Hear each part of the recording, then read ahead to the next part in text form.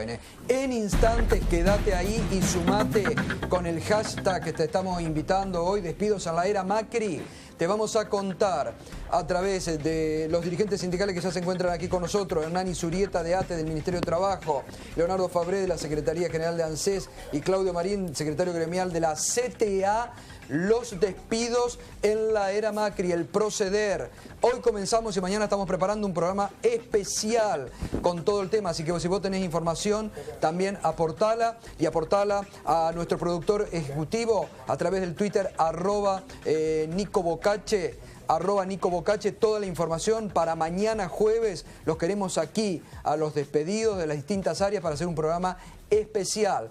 Lo que otros callan, nosotros esta noche, además, un trabajo especial de Alejandro Berkovich que te va a mostrar todo el mapa de los despedidos en distintas dependencias del Estado. Eso en instante. Alfredo Zayat, buenas noches, ¿cómo estás? Bien, muy bien. Gracias por venir, Alfredo. No, por favor.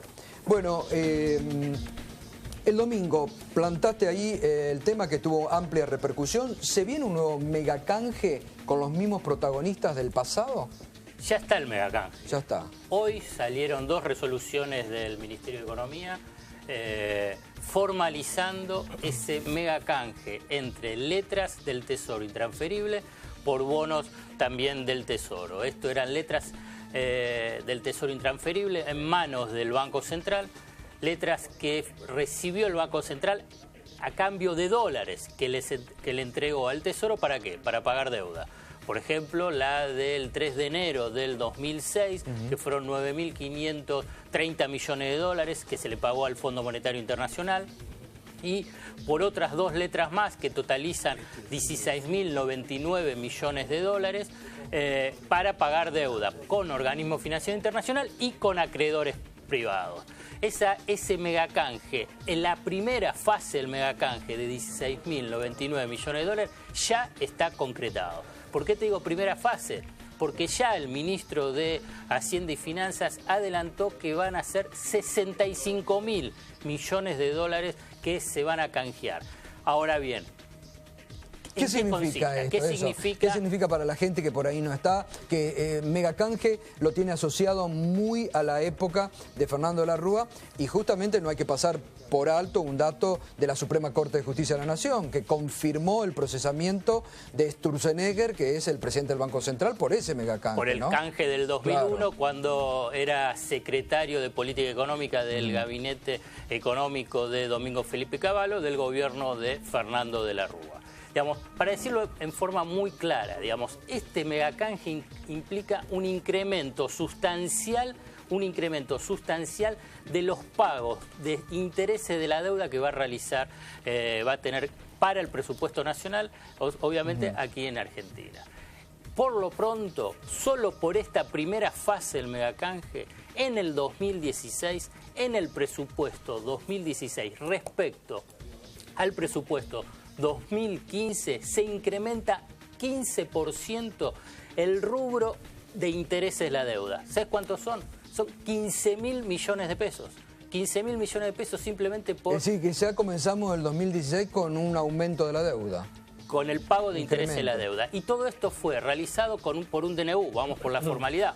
Otro DNU más para modificar el presupuesto. Eliminó el artículo 52 del presupuesto 2016, un DNU fechado el 22 de diciembre, pero publicado el 23 de diciembre. ¿Para qué lo hacen? Digamos, ¿cuál es el objetivo? Punto 1.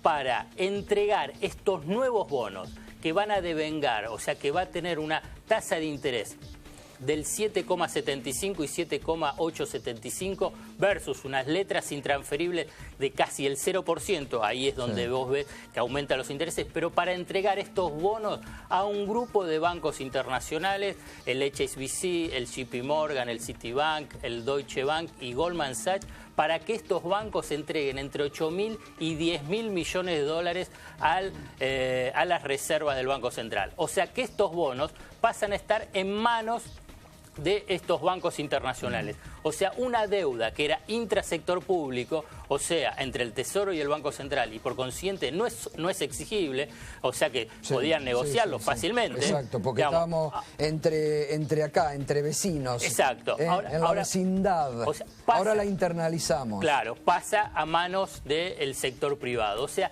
el inmenso esfuerzo social que significó el proceso de desendeudamiento con el sector privado, el gobierno de Mauricio Macri empieza a dar marcha atrás y le empieza a dar negocios a los bancos internacionales.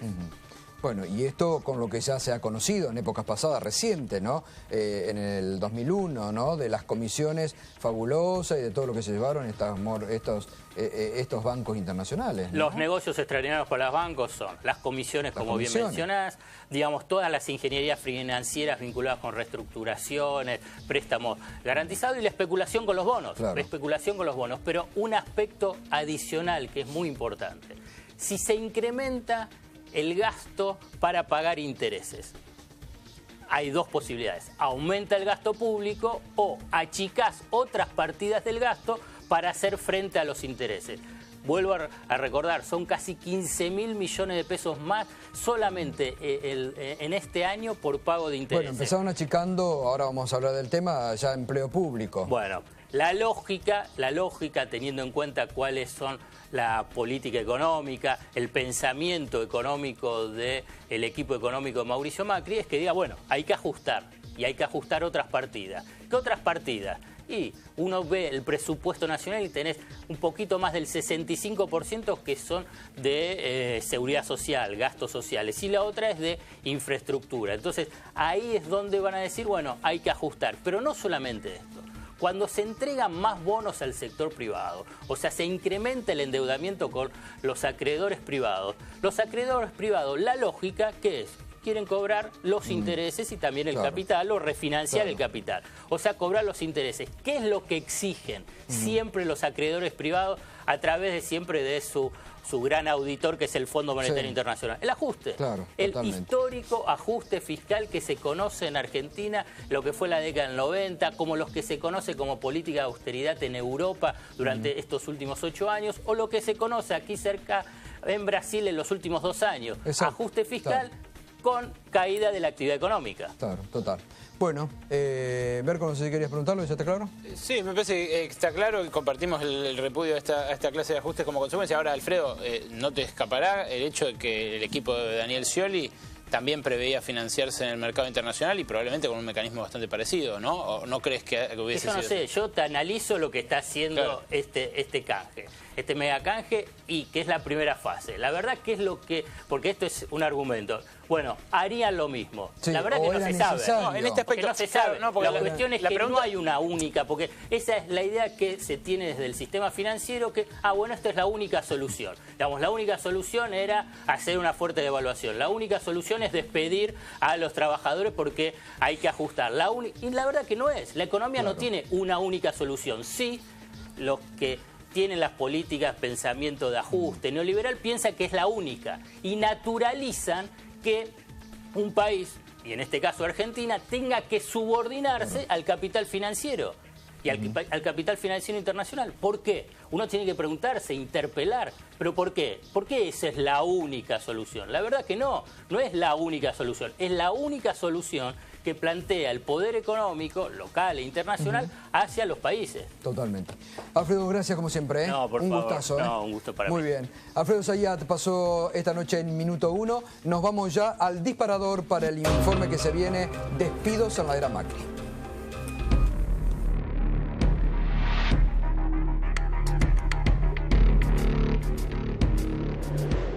Yo creo que cada paritaria discute lo que puede discutir. Me parece que acá no es solamente la dimensión del salario, sino también cuidar el empleo. Aspiramos a que este cambio de gobierno no implique despidos, esto lo expresamos desde un primer momento. Me parece que cada sindicato sabrá dónde le aprieta el zapato y hasta qué punto puede arriesgar salario a cambio de empleo. Es una forma de pretender limitar el reclamo en los porcentajes de la discusión paritaria para que el salario no se deprima. Nosotros vamos a pedir de acuerdo, cuando empecemos a discutir vamos a pedir la inflación ha deteriorado el salario. Los trabajadores tenemos que ir a las paritarias libres a recuperar lo que se perdió en estos meses. Estamos viviendo situaciones que nos preocupan porque son, en algunos casos son despidos puntuales, en otros casos despidos más masivos. Situación a la que contribuye mucho el hecho de que el anterior gobierno utilizó la precariedad laboral como un mecanismo de mucha informalidad. Siempre hemos dicho que estos nombramientos que se produjeron, sobre todo el año 2015, que fueron un montón, ¿no? En cada lugar, en cada ministerio, que ustedes saben que tienen que ver básicamente con la cuestión política de la militancia de un sector.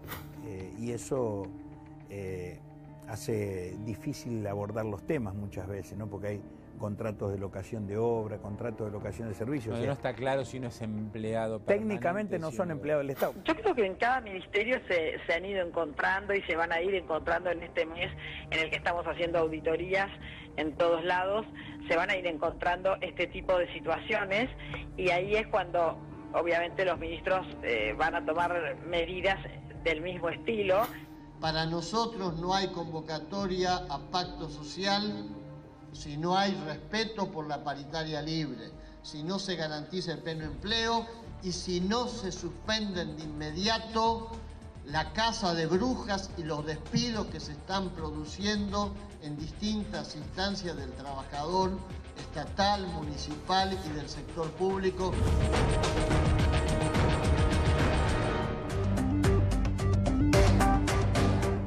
Bueno, en este marco ya estamos con Leonor Fabré, que es secretario general de la ANSES y de la CGT de Hugo Moyano, Hernán Izurieta de la Asociación de Trabajadores del Estado, Ministerio de Trabajo, y Claudio Marín, secretario gremial de la CTA. Pero en este marco hay que decir, hoy, algo recién veíamos, pero esta mañana tuvimos una extensa nota con Hugo Moyano, que por primera vez Hugo Moyano, ya a poco de asumir, salió a ponerle un límite muy contundente, sobre todo al ministro de Economía, Alfonso Prat-Gay. En un momento expresó Moyano, ¿pero qué se creen? ¿Están agrandados? Y salió a decir que no van a tolerar ni despidos, ni que les pongan un tope a la discusión salarial. Además, dijo Moyano, nosotros, como recién veíamos, vamos a pedir hacia atrás, nada de hacia adelante. Lo que se ha deteriorado el salario, lo vamos a pedir. Y echó por tierra Hugo Moyano hoy la posibilidad de un acuerdo económico y social. Dijo, ¿de qué acuerdo económico y social viene a hablar el gobierno de Macri cuando están despidiendo, cuando los empresarios que se han hecho un super colchón con los aumentos de noviembre y diciembre ahora dice que no van a retrotraer y quieren ajustarlo a los empleados? Atención, es el primer límite fuerte que Moyano plantea desde la CGT. Antes lo habían hecho Yasky, Pablo Micheli y distintos, bueno, y ahora van a ver los secretarios de las distintas organizaciones gremiales cómo se paran frente a estos despidos. Antes de ir con ellos, Ale Berkovich ha preparado justamente un mapa de qué reparticiones están despidiendo gente. Berko. Sí, Gato, es un mapa dinámico, porque esto es información que se sucede hora tras hora. Estamos en el tercer día hábil del año, prácticamente, te diría una situación que es algo así como un despertar. Y el lunes empezaron a llegar los primeros telegramas. En algunos casos fueron telegramas, en otros casos fueron llamados telefónicos diciendo no se van a renovar determinados contratos. El mapa que tengo a mis espaldas es el mapa de los municipios donde empezó esto. Hay algunos municipios de algún color y otros de otro, y eso te va a sorprender. Bueno, primero esta novedad, la de Hernán Lombardi en el Centro Cultural Kirchner, que avisó que los 600 contratados que había en ese museo iban a ser revisados íntegramente y que probablemente solo 15% vayan a tener continuidad. Eran contratos muy precarios, gente que recién ingresaba a trabajar y que ahora está en la incertidumbre total. Hubo algunas protestas aisladas, ayer había manifestantes en la puerta todavía, pero no los dejaron ingresar al trabajo y muy presumiblemente la mayoría de ellos no va a continuar. Luego, los municipios. En los municipios se dieron situaciones bastante tensas. Hoy amaneció tomado el municipio de La Plata. En el municipio de La Plata, Julio Garro, el nuevo intendente de Cambiemos, les avisó a 4.500 contratados y cooperativistas que no iban a continuar cumpliendo las funciones que habitualmente cumplían en el municipio. ¿Por qué hago la especificación de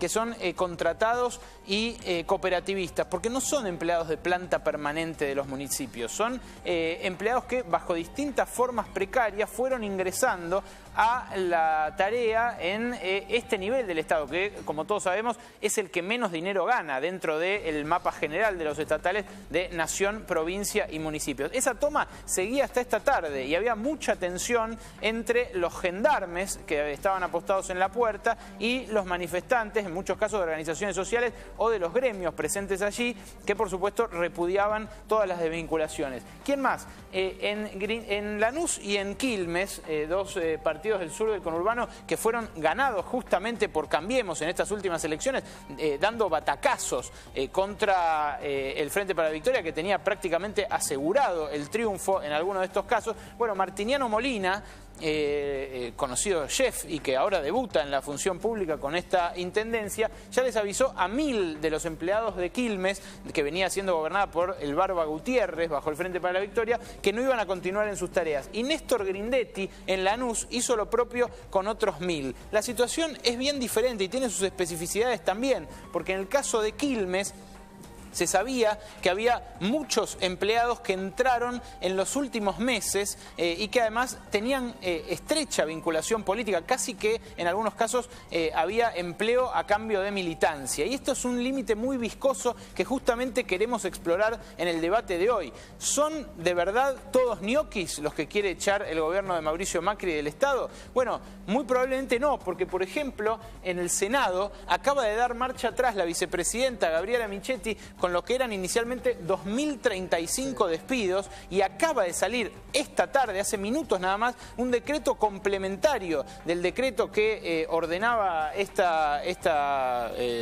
desvinculación masiva de empleados con el argumento de que habían sido masivamente ingresados en la época de Amado Boudou, además uno de los más desprestigiados miembros del anterior gobierno, y Gabriela Michetti dio esta tarde marcha atrás con los despidos de discapacitados que habían sido despedidos como parte de esta norma, de este decreto, y también de padres de discapacitados. Claro, porque hay una norma, no nos olvidemos, que es ley que da un cupo de discapacitados en el Estado Nacional. Sí, sí. Y justamente se denunciaban que muchos discapacitados. Bueno, pero ahí está el error garrafal de meter a todos en la misma bolsa. Exacto. Y de no esperar la auditoría que la propia vicepresidenta había ordenado a la UBA. ¿Por qué no esperan primero una auditoría? Se sabe quién es ñoqui o quién no y no le rotulan, porque es muy feo. Yo la verdad quisiera preguntar y que alguien me lo responda entre hoy y mañana.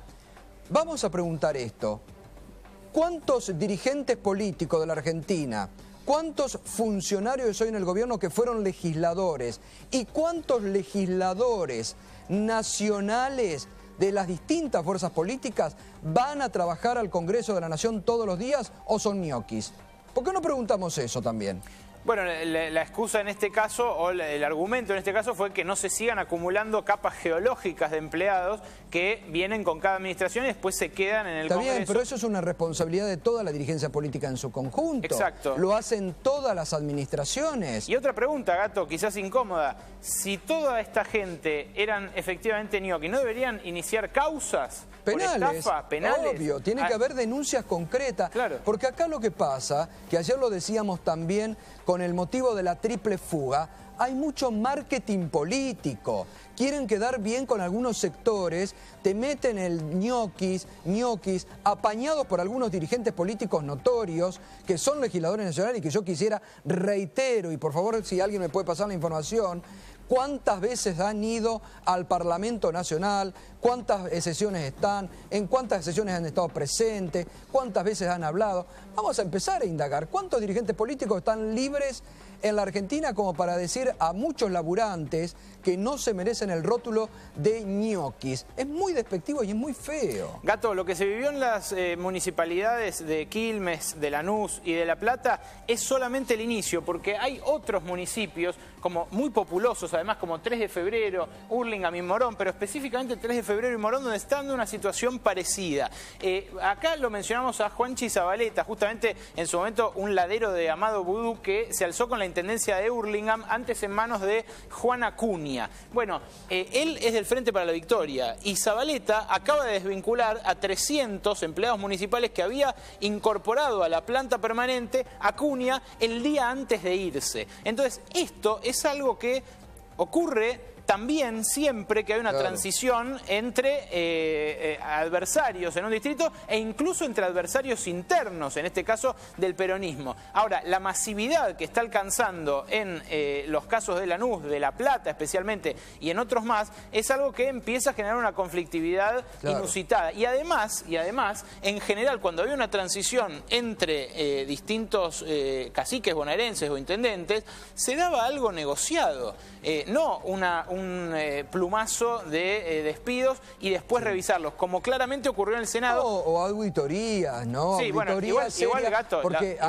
nadie puede apañar ñoquis. Igual la auditoría... Gente que labura, gente que cobra sin ir a laburar no puede ser apañado. Por supuesto, pero igual la auditoría de la UBA, vos sabés que maneja la Facultad de Ciencias Económicas. Bueno. Los buenos muchachos los conocemos muy bien. No estoy seguro de que esa sea la mejor auditoría posible. Pidan a otra. Hay muchas universidades prestigiosas en la República Argentina. ONGs, gremios y demás. Ahora, ¿qué pasa en 3 de Febrero y qué pasa en Morón? En estos dos lugares también ganaron dirigentes de Cambiemos, del PRO, Diego Valenzuela, conocido historiador, periodista, y Ramiro Tagliaferro, ni más ni menos que el marido de la gobernadora María Eugenia Vidal, que desbancó a Sabatella allí y a su mayoría en el Consejo, y están enfrentando situaciones similares. En 3 de Febrero, de donde se fue Hugo Curto, uno de los grandes varones del conurbano, ahí había, por ejemplo, 2.500 empleados, o algo así como 2.500, 3.000, pero había 500 que estaban en comisión en el Consejo Deliberante. Y cuando Diego Valenzuela fue al Consejo Deliberante a ver a dónde estaban los 500 que en comisión del Ejecutivo en el Consejo Deliberante, no estaban trabajando. Bueno. Entonces, en esos casos... Ahí está bien, porque si no están presentes en el lugar de laburo... Los irán a buscar a la casa. Claro, si no marcan tarjetita, ¿no? O si no ponen, no sé, la tarjeta, el dedo, lo que tenga que ver,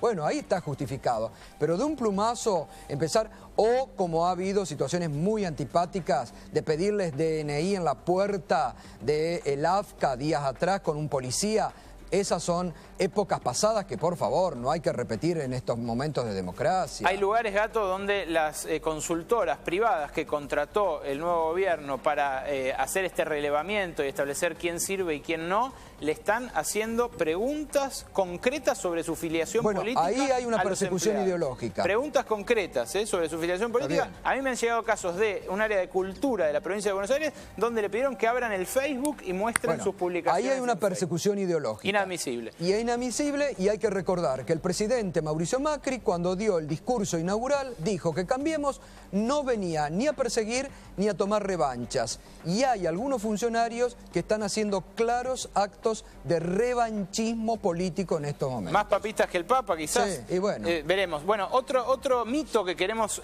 tratar de desarticular es el que vamos a ver en la siguiente placa. A ver. Esto, porque la idea que subyace detrás del ñoqui del Estado es que gana un montón de plata además. Esto es lo que gana un estatal en la nación, que es el lugar donde más se gana dentro del Estado, o sea, la nación, provincia y municipio. Estas son las categorías básicas, 3 ejemplos que encontramos. Por ejemplo, el cadete de servicios generales, categoría F, la letra más baja de ley marco, que empieza sin antigüedad, gana 6 lucas y media. 6 lucas y media. Sí. El administrativo, categoría D, el típico oficinista estatal, caricaturizado por Gasalla en su momento, no gana 20 lucas, gana 8.500 pesos de categoría D en el arranque. Y un profesional que pueda acreditar título con no menos de 4 años no menos de 4 años de estudios técnicos o universitarios, gana eso que ven ahí, 10.861 pesos de arranque antes de empezar a cobrar la antigüedad. No son sueldos astronómicos, no son los sueldos de funcionario que el imaginario social, incentivado, acicateado por quienes pretenden achicar el Estado de un plumazo, imagina o dice, bueno, se la llevan toda con pala y después reparten. Claro. Nadie puede repartir ni hacer una devolución de un sueldo de 10.800 pesos a menos que no labure. Y ahora vamos a discutir con nuestros invitados qué formas hay de acreditar o qué formas pueden tener los gremios de acreditar quién trabaja o no en el Estado. Gracias, Berco. Bueno, a ver, Hernán Insurieta, sos de ATE, ¿no? Buenas noches. Buenas noches, ¿cómo te va? ¿Qué situaciones están viviendo que ya hayan registrado? No, como señala el informe y lo que se expresa claramente en la intervención de Alejandro, es que es una situación muy crítica. En 27 días estamos superando los 10.000 despidos y es... ¿10.000 despidos? Y si va sumando todo lo que se fue expresando y es minuto a minuto. Viniendo para acá, me anoticio que en el Ministerio de Trabajo, 40 bajas de contratos de asistencia técnica viniendo para acá, los compañeros rápidamente fueron a recorrer el sector, son compañeros que están trabajando. Mañana tendremos que intentar reunirnos con el ministro Triaca, con el jefe de gabinete del ministerio, Eduardo Leguizamón, para pedirles explicaciones cuál es la situación. Rápidamente fuimos al sector y hay compañeros trabajando en la mesa de entrada, cumpliendo sus tareas, acreditando 93%, 95% y más porcentaje de presencia, con lo cual hay una realidad que es de unas cesantías masivas que nos llenan y nos generan muchísima preocupación, y después hay un contexto de realidades diversas, como las que señalaba Ale en su informe, pero que nosotros no podemos perder de vista que cuando hay una campaña tan deliberada en la opinión pública, día por medio, todos son ñoquis. Los principales medios de comunicación, día por medio, clavan una tapa que dice que en el Estado son todos ñoquis, son todos vagos, que militan en tal o cual agrupación política, para generar un consenso social que nos aísle a nosotros, a los trabajadores y trabajadoras del Estado, para poder aplicar una política de ajuste y de reducción de las políticas públicas. Y acá hay algo que no se puede perder de vista, y apelamos a la población, a la sociedad en general, que tiene que entenderlo, que se tome un minutito para pensar qué nos están diciendo los medios de comunicación en ese sentido, que recortar y golpear sobre el empleo público es golpear sobre el derecho a la educación, a la salud, al trabajo sobre la primera infancia, etcétera. Es golpear sobre derechos que hacen a la ciudadanía. A ver, Marín, ¿cuál está viviendo la situación en la CTA? A ver, yo más que nada represento el sector privado, digamos, de lo que es la industria privada y los servicios. Pero también estás en una central de trabajadores donde tienen repercusiones todos los días. Por supuesto. Lo que está pasando acá es que están llamando al despido. O sea, acá, primero, hay un esquema donde el Ministerio de Trabajo está subordinado al Ministerio de Economía.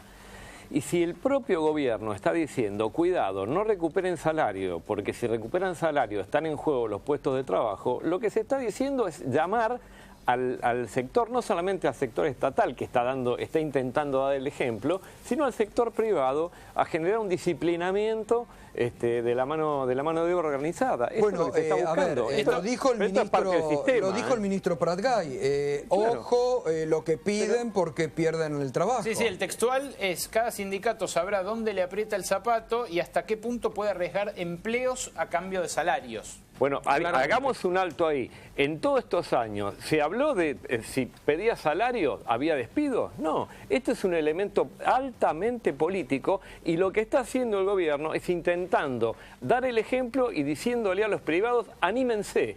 Miren cómo despedimos. ¿Y vos nosotros? Ya tenés indicios, Claudio, de que en el sector privado empiece a haber... Claro, bueno, lo que hay... en el sector de prensa lo tenemos, ¿no? Con Spolsky. Claro, pero lo que sucede en el sector privado es que lo que no hacen, porque además tienen mucha experiencia en esto, no hacen es mandar 1000 telegramas, ni 500 telegramas, porque generan la posibilidad de una resistencia masiva. Entonces lo que están haciendo es despidos aislados que por el momento no se ven, no se visualizan de la misma manera que se visualizan en el Estado. Y cuando vos decías en el Ministerio de Trabajo hay una subordinación al Ministerio de Economía, ¿en lo práctico, en qué se ve? Hay 5 despidos en una pyme y el secretario general de ese gremio va al Ministerio de Trabajo, ¿y qué le dicen? No, es que todavía no sabemos ni cómo el Ministerio de Trabajo va a instrumentar esta situación. ¿Por qué?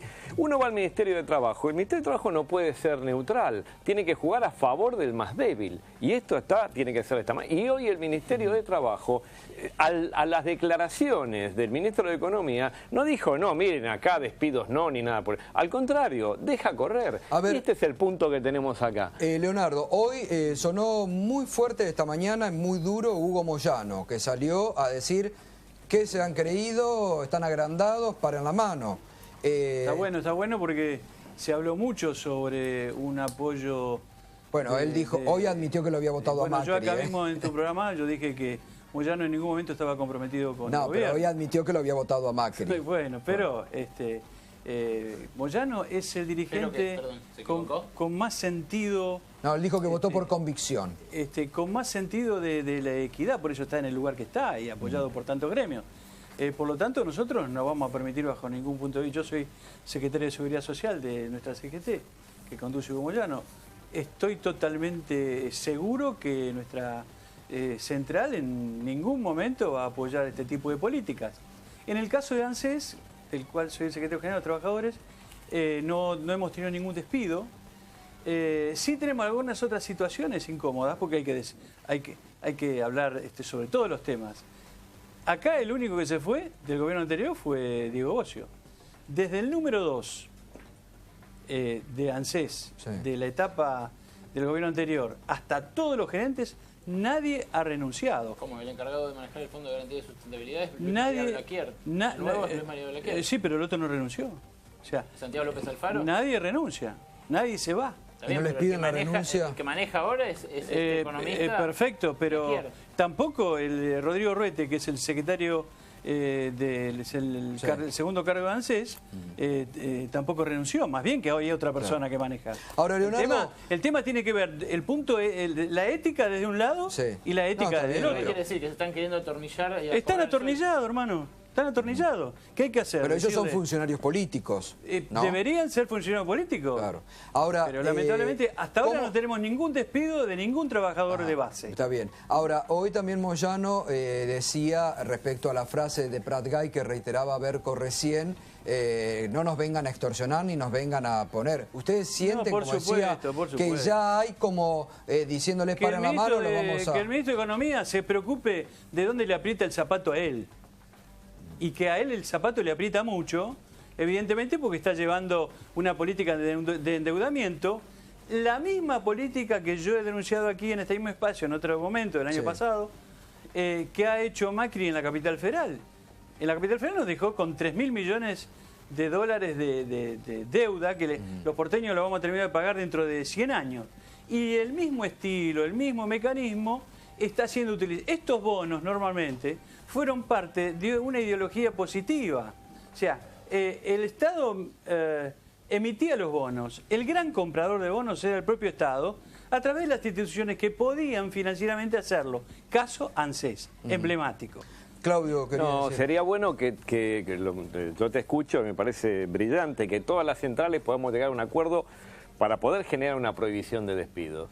Porque entiendo que es el elemento disciplinador más fuerte que tiene hoy el gobierno hacia el movimiento obrero organizado. Y a su vez, la paritaria libre. Lo que pasa es que el régimen hay que ver qué régimen te cubre. En el caso nuestro, estamos en la ley de contrato de trabajo. Sí, pero es que justamente no somos empleados estatales puros. No, pero cuando hablo de prohibición de despido, digo, por X cantidad de días se prohíben los despidos de carácter masivo. ¿Por qué? Ese es un acuerdo, por ejemplo. Bueno, ese tiene que ser un acuerdo, pero tenemos que perseguirlos desde el movimiento obrero organizado. Para eso entiendo que si no, estamos en una situación de indefensión total. Claro, marcharon por ganancias, digamos. Podrían marchar. Pero nos quedamos de una... En ese sentido es muy importante el que está, y esto lo tiene que comprender el gobierno, que el que está en un plano de indefensión es este gobierno que no tiene base de sustentación política, porque si creen que ese 50% de votos que han logrado es de gente que es del PRO, en absoluto. Eso fue un voto negativo, el PRO tendrá un 20% de votantes reales, todo lo demás fue un voto negativo. Eso lo puede perder este gobierno si sigue tomando este tipo de decisiones. Por eso mismo, en ese sentido, déjame cerrar. Yo creo que hoy el movimiento obrero, las 5 centrales, no tengas ninguna duda que sintonizan exactamente lo mismo. Hoy está mucho más fuerte el movimiento obrero, mucho más unificado, sin una persona que nos divida como era antes. Hoy está unificado el movimiento obrero. Así que el que tiene que ver dónde le aprieta el zapato es el gobierno nacional. Está en una situación endeble, no solo por la cuestión económica, macroeconómica, la microeconómica, sino también porque están hackeados por el narcotráfico. Acá tenemos cosas tan trascendentes en el país que no nos ponemos no podemos, es una irresponsabilidad que no se fomente la economía diaria, familiar. Ahora, bueno, en ese sentido, yo quiero, Gustavo, pero perdón un minuto.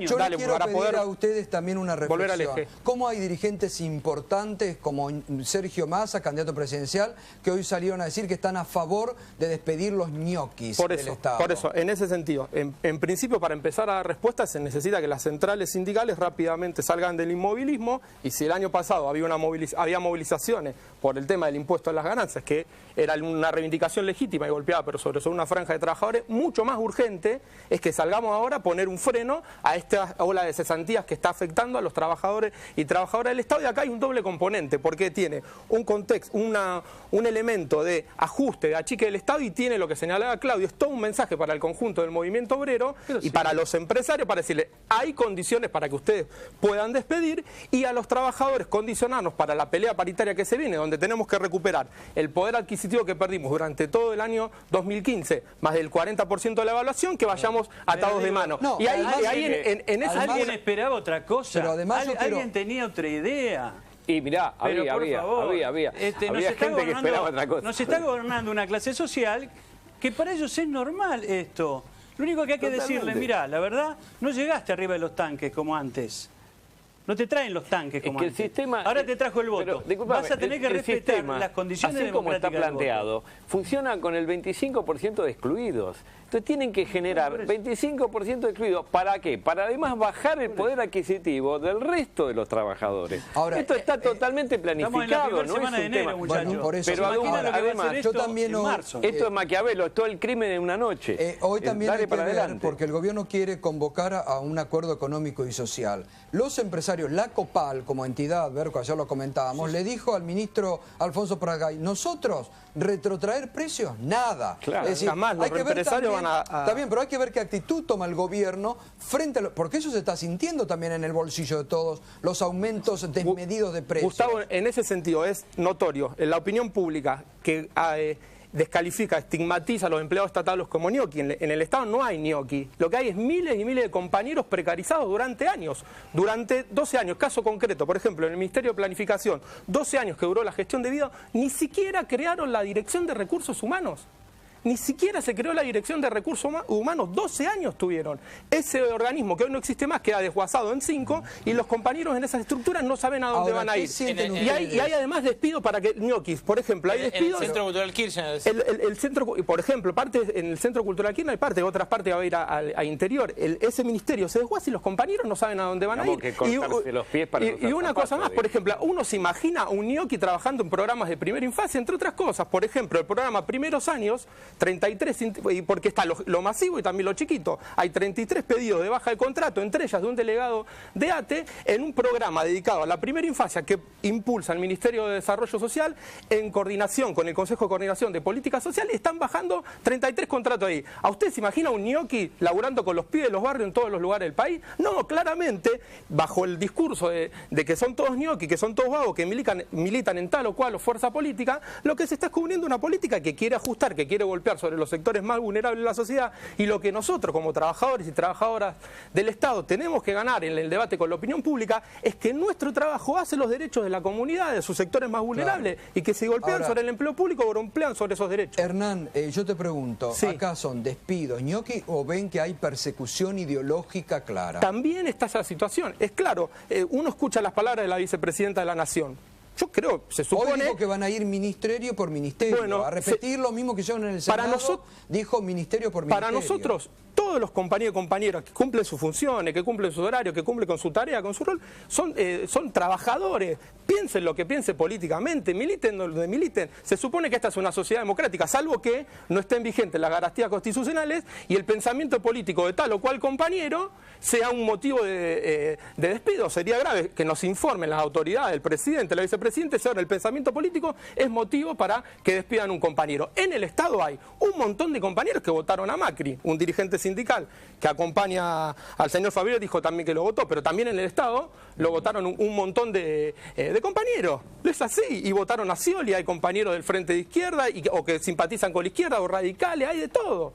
No hay una única agrupación y no podemos convalidar ni la casa de bruja, ni la persecución, ni un neomacartismo sobre algún compañero o compañera. Y que a esta altura más que claro que no soy kirchnerista precisamente, pero nosotros defendemos a todos nuestros compañeros y compañeras. Va a convalidar eso, pero lo que hay que tener conciencia, que lo que piense el pueblo, en este momento... Sí, también Leonardo, hay que tener en cuenta el momento que lo están haciendo, ¿no? Que hay mucha gente de vacaciones, hay muchos que se hacen los distraídos, aprovechan que hay mucha gente que está ya de vacaciones o pensando en las vacaciones y te meten esto. Los gremios tenemos que estar atentos y preparados para que no nos despidan ningún compañero. Ahora, los funcionarios políticos, yo no estoy dispuesto a bancar dos gerentes de contabilidad, dos gerentes administrativos, en absoluto. El que se tiene que ir, se tiene que ir. Ahora, tampoco en ANSES no hay un solo despido. Donde haya un despido, ustedes ya conocen cómo actuamos en el gremio de ANSES. Al gobierno anterior le hicimos 5 meses de paro por el tema ganancia y por el tema de un plus. El plus lo logramos, ganancia todavía no. El presidente dijo que va a eliminar el impuesto a la ganancia, yo lo escuché. Va a eliminar el impuesto a la ganancia. Si no eliminan el impuesto a la ganancia, arrancamos mal. Vasco, ustedes, te pregunto a vos concretamente porque sos delegado de base. Vas al Ministerio de Trabajo todos los días, fichás, entrás y te laburás.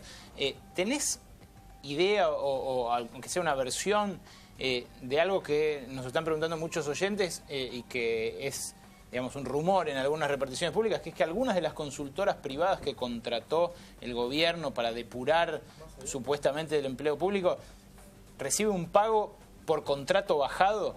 O sea, por cada trabajador al cual le baja el contrato, engrosa el honorario que cobra esa consultora. ¿Eso lo escucharon? No, ciertamente no tenemos esa información. Entendemos incluso que con lo que plantea el decreto que días atrás firmó el presidente Macri, que instruye al Ministerio de Modernización para que sobre ese océano de precarización que se construyó durante todos estos años, no podemos perder de vista, el macrismo está ejecutando una política de ataque directo hacia el empleo público y los trabajadores y trabajadoras estatales, porque hay miles y miles de compañeros y compañeras precarizados. Tenés monotributistas, el artículo 9, que es una, como le decimos nosotros al Ministerio, la Ley Marco de Empleo Público en otros organismos, es un contrato sin ninguna expectativa de continuidad. Nosotros, cuando en la etapa anterior teníamos que pelear para levantar un despido, la Dirección de Recursos Humanos nos contestaba con la cláusula del contrato. No necesitan, podría ser, no sé, no tengo los elementos, sería irresponsable decir que eso puede estar pasando, pero te aseguro que con el nivel de precarización que hay en el Estado, que se hereda de la gestión, y es muy paradójico, porque hubo un crecimiento significativo del empleo público, de las funciones estatales reivindicables, que se hizo sobre la base de modalidades de contratación extremadamente precarias. Sobre eso, tengo que hacer una pausa. Un segundito y venimos con Claudio Marín. Quiero decirles a los funcionarios del Senado, al secretario administrativo Elio Rebot, está invitado a este programa. Por supuesto, la vicepresidenta de la República, Gabriela Michetti, y por supuesto los funcionarios de las áreas distintas del gobierno nacional. Hasta el 25 de octubre venían todos cuando eran candidatos o cuando eran legisladores. Ustedes los vio, venían a este programa. Los esperamos. Las puertas de este programa y de este canal están abiertas a todos los funcionarios y lo estamos invitando al secretario administrativo del Senado, Elio Rebot, porque mañana vamos a seguir con el tema y mañana vamos a tener testimonios aquí de despedidos en distintas áreas. Son personas de carne y hueso que tienen identidad. Y les queremos pedir que todos los que tengan información a la producción, al Twitter, @NicoBocache, para enviar. Y gracias porque en este momento el hashtag despidos en la era Macri es trending topic en la Argentina. Pausa.